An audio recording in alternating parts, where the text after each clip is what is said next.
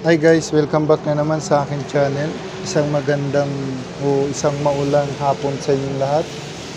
Yan, maulan ngayon. So guys, ang tutorial naman natin ngayon ay tungkol sa pagpapalit ng lining ng motorsiklo na to. Rouser 135. Yan. So guys, i-share ko na rin sa inyo kung paano yung mga sintomas kung dapat na nga bang palitan siya ng lining o slide na nga ba yung kanyang lining. Excuse me guys. Unang-una guys, pag tinatadyakan mo tong kickstart na to, masyado na siyang madikit, malagkit, hindi kaya naglulos. Yun yung mga sintomas. Isa sa sintomas ng kanyang slide, kung slide yung kanyang lining. Next guys, pag nag-change wheel ka, makikita mo yung langis niya parang kulay gray. So, sintomas na rin yung guys na yung kanyang lining talagang nasagad na o napupulot na talaga. So ito guys, napakarumi ng kanyang makina. May mga tagas dito, lilinisin na rin natin yan. At sa pagkalas nito guys, ito na lang yung kakalasin. Tapos ito, natornilyo na yung mga bolt niya. So bubuksan ko na guys. Yun guys, natanggal ko na yung mga bolt niya. So pagtanggal naman ng crankcase guys, kailangan ingatan ito o di kaya itinutulak ito tapos sinahatak yung crankcase. Kasi pag nahugot to guys, malaking trabaho to. So kailangan pag inuhugot tong crankcase, sasabayan mo lang ng tulak ito, parang ganyan. So fast forward tayo, bubutin ko muna yung crankcase.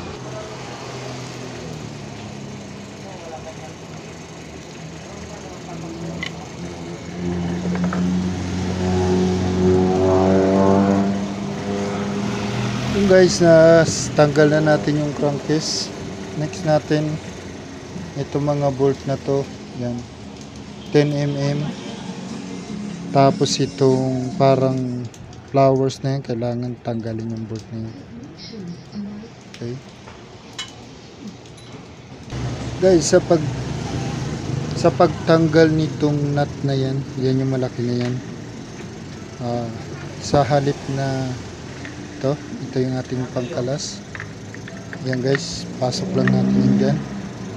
Ito guys, malimit na normal na pagkalas ng bolt o yung tornilyo. Laging pakaliwa yung kanyang pagkalas, laging pakaliwa. Pero itong 135 na Kawasaki guys, parang pakanan, pahigpit. Parang pahigpit yung kanyang pahigpit siya kung para sa mga normal, pahigpit.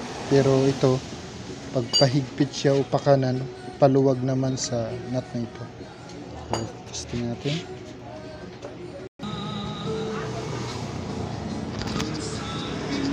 So yan guys, gaya nga ng sabi ko, pag normal na tornilyo o thread, ang pagkalas ng nut na to, pag sa normal, pag pahigpit, pag normal yung thread, pag pakanan, pahigpit yun. So dito sa tornilyong to, pag pahigpit, paluwag to, pabaligtad tong nut na to. Gaya niya, pahigpit, pakanan tayo, pero lumuluwag yung kanyang nut. Yan guys. Okay. Yan yung kanyang nut. At natanggal na natin. Next natin to, para matanggalan natin yung kanyang lining. Ayan guys, naluwagan na natin.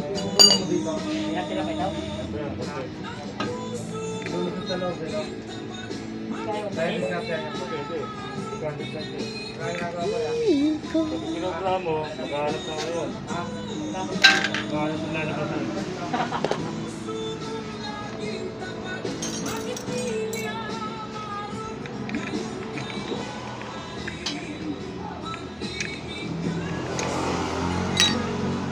Plastic. Ayun guys, pasensya na kasi wala tayong tagahawak. Kaya forward yung ating video. Hindi natin makakuha ng actual na video kasi wala tayong tagahawak. Kaya kahit pa paano, ipapakita ko pa rin buo yung ating tutorial. Ito yung kanyang plug spring. Dapat. Next natin, may washer dito.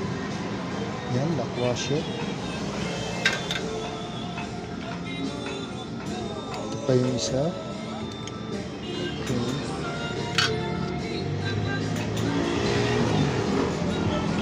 Ayun guys, pwede na natin tanggalin to. Unahin muna natin itong isa. Yun.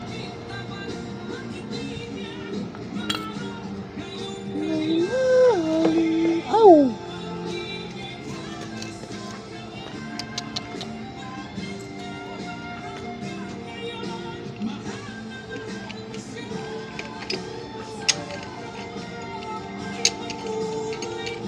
So, ito na yung kanyang lining.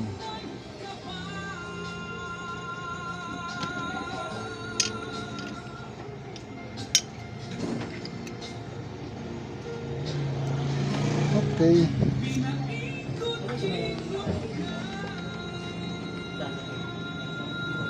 Sa pagpalit ng lining guys, napakahalaga na i-check natin itong clutch housing. Kung nakikita niya, yan. Gaya niya, may tama na yan. Pero mapapakinabangan pa yan. At iikutin natin to. Yan, kung may alog yan. Yung iba guys, malaki na yung alog nito. Kung nakikita nyo itong pasak na to, may rubber damper yan. Yung clutch damper na tinatawag. Pag malaki na yung alog nito, kailangan machine shop na to. So far, okay pa naman siya. So, yung lining lang talaga ang papalitan natin. Dito naman sa kanyang plate, yan, kita na may gas-gas na yung kanyang mga plate. So, maganda sana kung papalitan mo.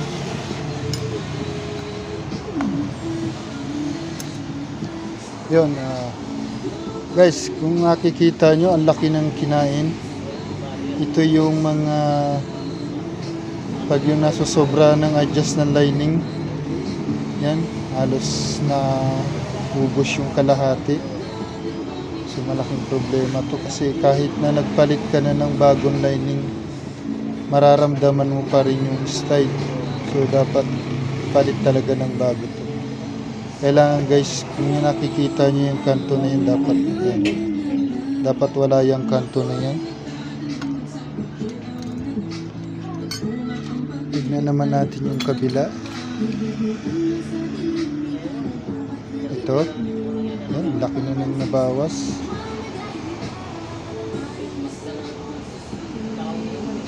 So, guys, kung may budget naman, kailangan talaga palitan na to.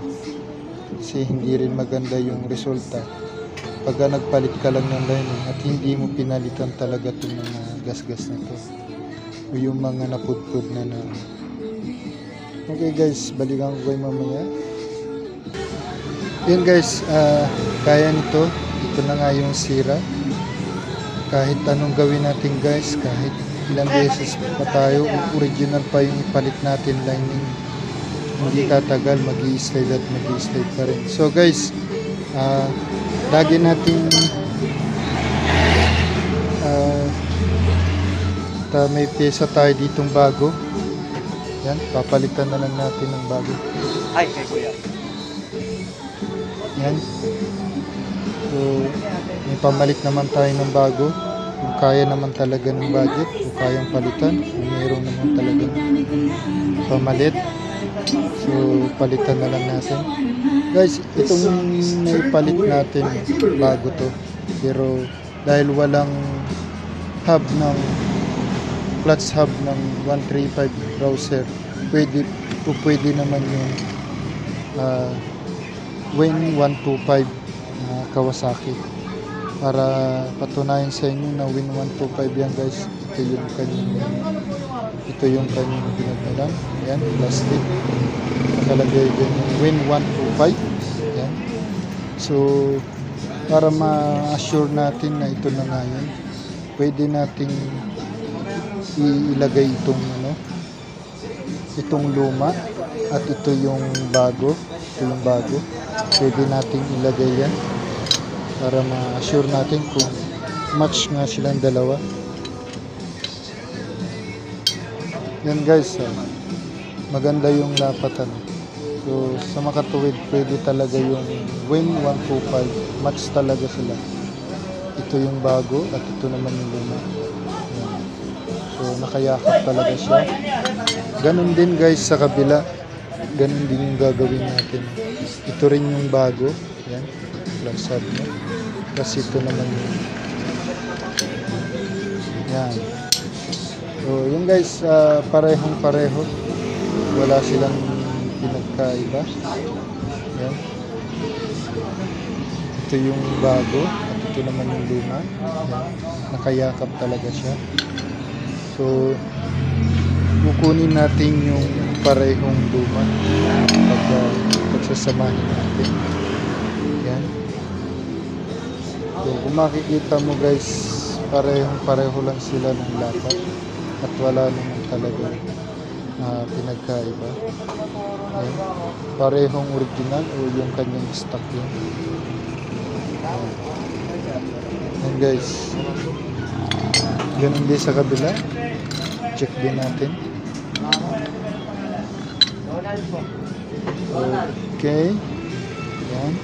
Yan guys, parehong pareho yung Win 125. Kung wala kayong makuhang Rouser na 135, Win 125 na lang guys. Parehong pareho. So guys, start na tayo. Ilagay na natin yung ating igakasa na natin yung lining. Paano ba? Hirap nang walang tagahawak guys ng camera. Pero kayang-kaya naman. So, lagay lang natin yan. Tapos pero mas maganda guys kung dito tayo mag-start para hindi tayo mahirapan magtagit ng lining. Maglagay ng lining o yung kanyang plate para hindi tayo mahirapan. So start tayo guys. Unahin natin itong parang tensioner yan. Isang makapal at isang manipis. Ganyan mo lang yan guys. Yan. Ito pala yung ating brand. Ito yung ating gagamitin na brand. Replacement lang to. At ito yung kanyang price.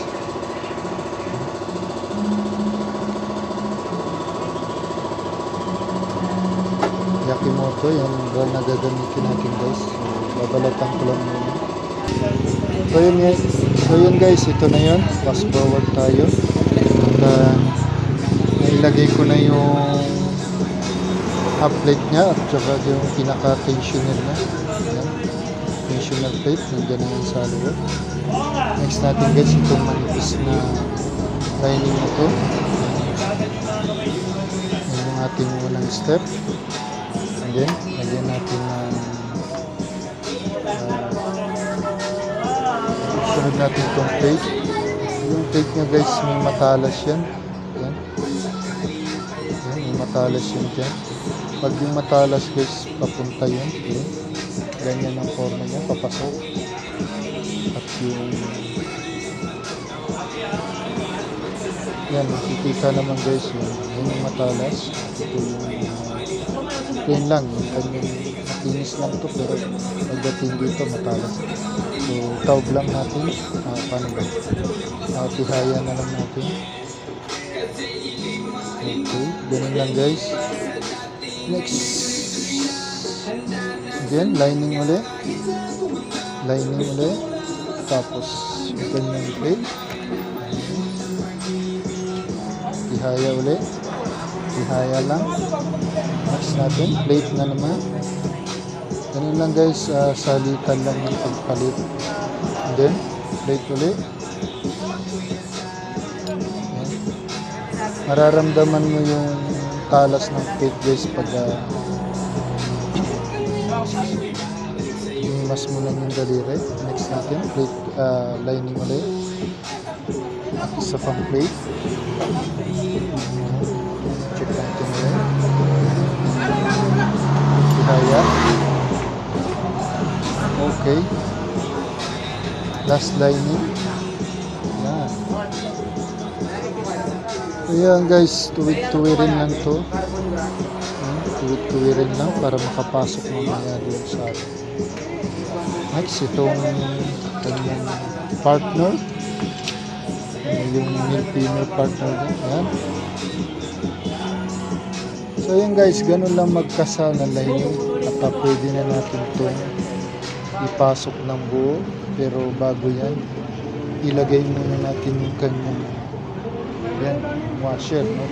May washer yan, lagay muna natin dito. Yan guys, ganyan lang guys, para okay, pwede na natin itong ipasok. Yan, medyo mahirapan tayo kasi wala tayong tagahawak ng camera, pero pilitin natin ipasok yan, no?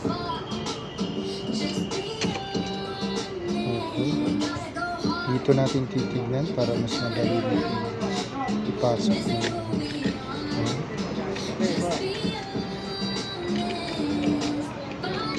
Ilang, masok ka pa. Yun. So guys, kung nakikita nyo to, yung may mukag na yan, pwede natin ipasok dyan yung isa. Yan, gaya nito. Yun. Ayun guys, nailagay na natin yung lining. Pero mas maganda guys kung check natin mabuti. At pwede na natin ilagay yung guys yung washer.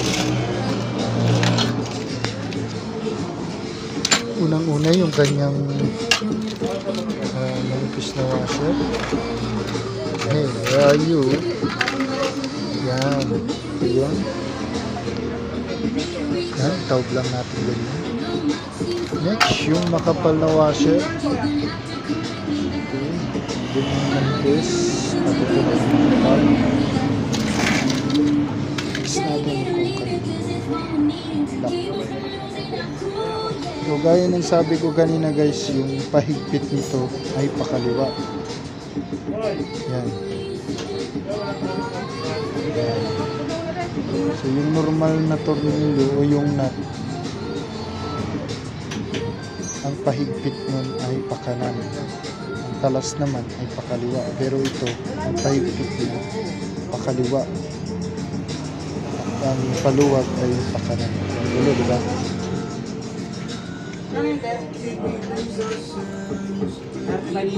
So yun guys, ilalagay ko na yung kanyang clutch spring. Fast forward tayo. Yun guys, naikabit na natin yung kanyang bolt. Yan, yung 10mm. Yung kanyang nahigpitan na rin natin yung lock niya. Next natin guys, nasira yung gasket nito, so nilinis ko mabuti. Napakahalaga guys na linisin natin mabuti yung kanyang paglalagyan ng gasket. Kailangan guys malinis o yung walang nakakapit, kasi yan ang importante guys. Yan, gaya nito, talagang nilinis ko siya mabuti. Napakahalaga na ito'y napakalinis upang maiwasan natin yung tagas. Sa gayon hindi tayo mabakjab o magkalas pa ulit para minus trabaho. Okay, palitan yung gasket. Yan, Rouser 135. Ikabit na natin guys yung kanyang clutch bearing to. Yan, ganyan lang guys. Yung kanyang dowel pin.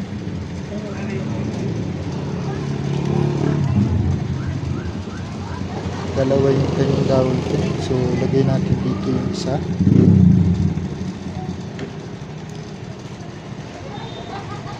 Okay, nasa muna natin ito.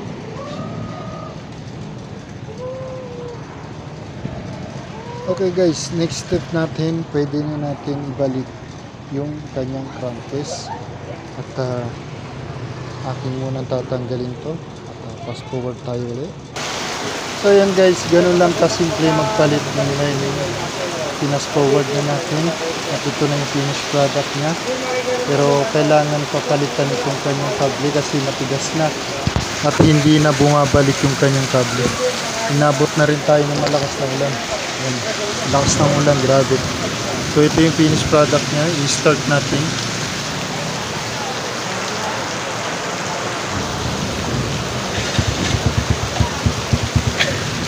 So yun guys. Starting pa.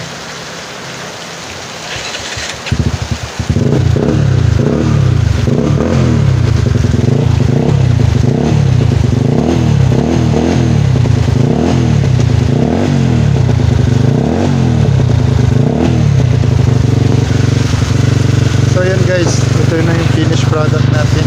Ramdam ko na malakas siya kasi bago yung kanyang lining. At ganun lang kadali magpalit ng lining. Basta wag ka lang mag-i-skip at panoorin mo lang mabuti. And guys, salamat sa inyong panonood at ingat sa inyong ginagawa. At wag niyong kalimutan mag-subscribe sa aking channel. Maraming salamat. Bye bye, ingat.